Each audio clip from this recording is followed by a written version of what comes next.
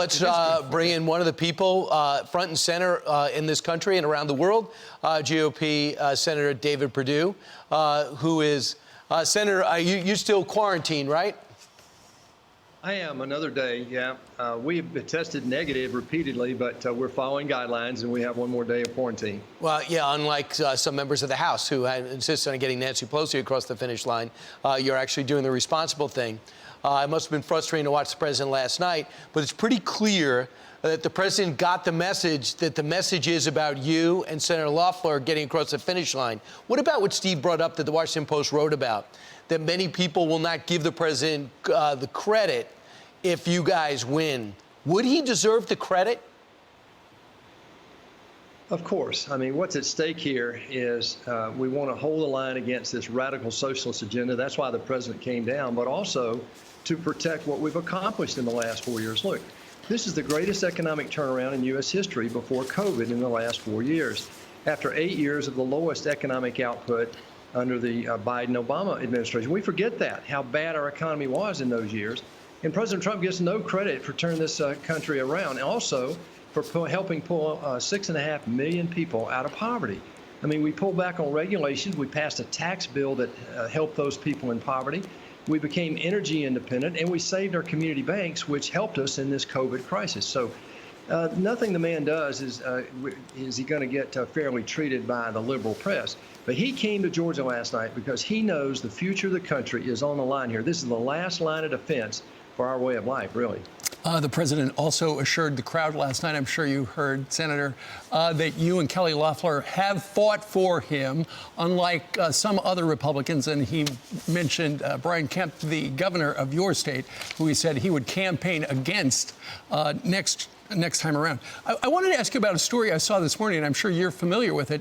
Apparently down in Georgia, there are a number of polling places on guard because apparently some city employees, some county employees have received some threats, in particular in Cherokee County. And the FBI and the GBI, the Georgia Bureau of Investigation, are on the case. But it sounds like somebody's putting out some threats, maybe to try to tamp down voter turnout today. Well, look, we had plenty of irregularities that have not been answered in the November election. That's what the president's talking about. That's what I've been talking about.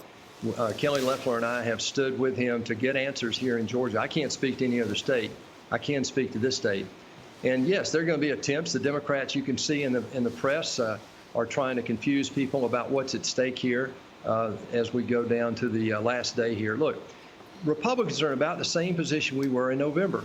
And I won my race by 2 points. In the area of the state but one, I'd already be reelected. Actually, if you include the Libertarian vote, 52.5% of Georgians rejected the Democrat liberal agenda and my opponent, Jon Ossoff. So that's the best poll. Over 5 million people voted in November. If we get anywhere near that vote turnout today, we'll be in great shape. Republicans notoriously wait to the last minute to vote on Election Day. And today is no different. And I'm very confident that they know what's at stake, and we're going to get this vote out. Well, you're running against Jon Ossoff, and when you look at his campaign donation list, pretty long, and most of the money, the top dollars, are coming from Silicon Valley. That is, I looked it up on my phone, it's 2,600 miles away. They're pouring money into Georgia. I'm from the South. I know Southerners don't like it when New Yorkers or Californians or people who have a different agenda spend money and tell that state, the Southern state, how to vote, what to do, and have influence on the folks who live there and grew up there. What do Georgians think about this? Well, most of them don't know about that. And we've been talking about it throughout the race, that most of this, my opponent's money, is coming from big tech in California. He raised twice as much money in California as he did in the state of Georgia. In fact, in the general election, over 80% of his money came from New York and California primarily. So this is a trust fund baby that never created one American job, who has really scandalous ties with the Chinese Communist Party and Al Jazeera, for that matter, and has never answered any of those issues. Here's a man that wants to go to the United States Senate, and I have concerns really about whether he can even get a security clearance in the Senate because of his background.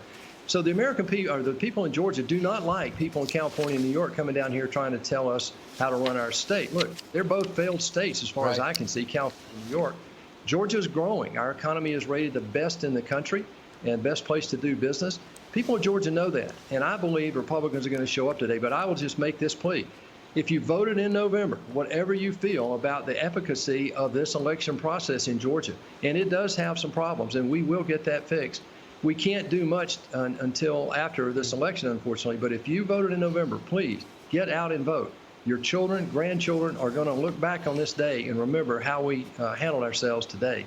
So, Senator, I understand when people wonder, how did Senator Perdue do better than the president in Georgia? How did he win by that margin while the president lost apparently by about 11,000 votes?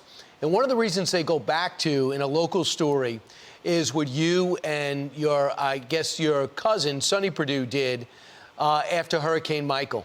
And you saw how the farmers were devastated, and you just sprung into action. And they didn't forget that.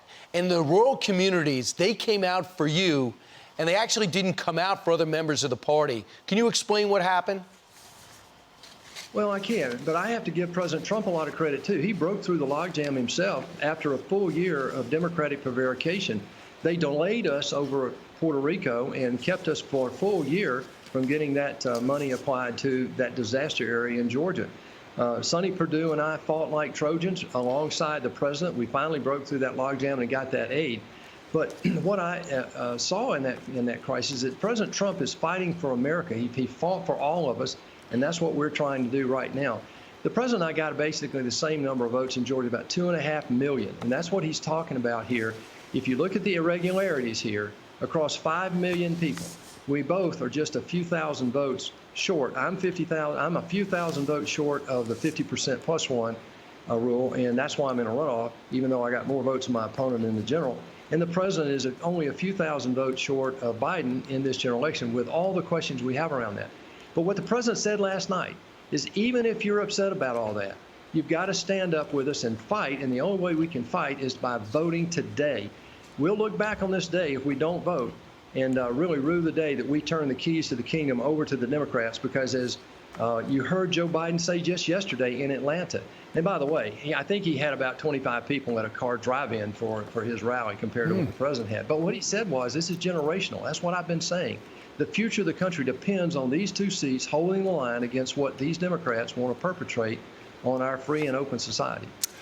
Senator, last week, John Ossoff was on Fox News and directly during live TV and directly spoke to the Fox viewer.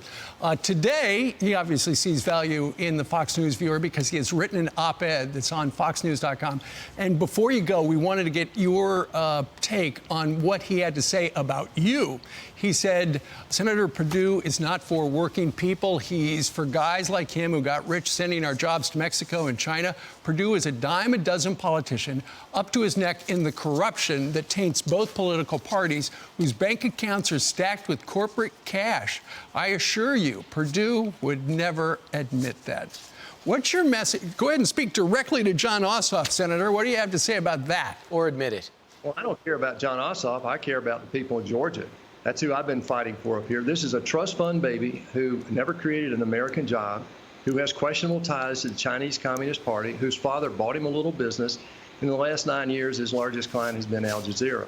This is a man that will not answer the hard questions about his own background, and all they do really is lie about everybody else's background. So what I've been looking at is this, and that is what the American people want, what the people in Georgia want, is people who work for them. You mentioned the disaster relief. We've got the port deep in here. We rebuild our military in the state of Georgia.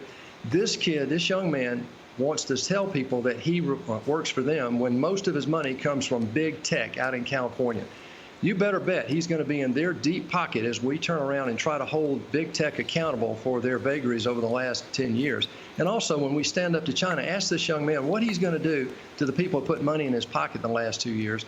And he prevaricated and lied about it, hid it from the people in Georgia during his primary. So my plea to the people in Georgia is don't get confused by all the nonsense. My mom and dad were school teachers. I was raised on a farm. I promise you, my dad did not buy me a business. I worked my way through college just like my wife did. This is the American dream. This is what I want for my grandkids. If the Democrats get control, they will not have that opportunity. And that's what I'm fighting for in this election. All right, Senator, we wish you the best. Thanks for joining us. I know you have a busy day, probably a lot of interviews. I know you're in quarantine. We wish you all the best. Sorry you had to experience the last few days of the campaign in quarantine, but glad you're tested negative. Thanks, guys. You're welcome. Thank you. Thanks.